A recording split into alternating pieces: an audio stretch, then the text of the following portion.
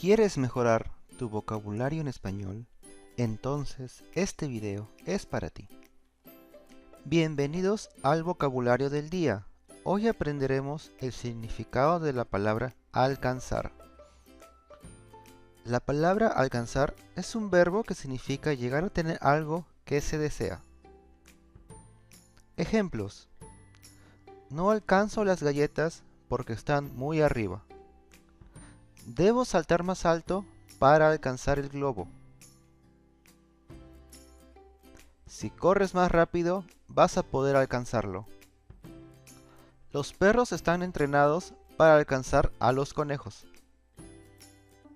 Debemos estudiar mucho para alcanzar nuestros sueños. Es muy importante alcanzar nuestros objetivos. Muchas gracias por ver este video. No te pierdas nuevo vocabulario suscribiéndote al canal. También me ayudarías bastante con un like y compartiendo con tus amigos. No te olvides además de activar la campana. Nos vemos pronto. Chao, chao.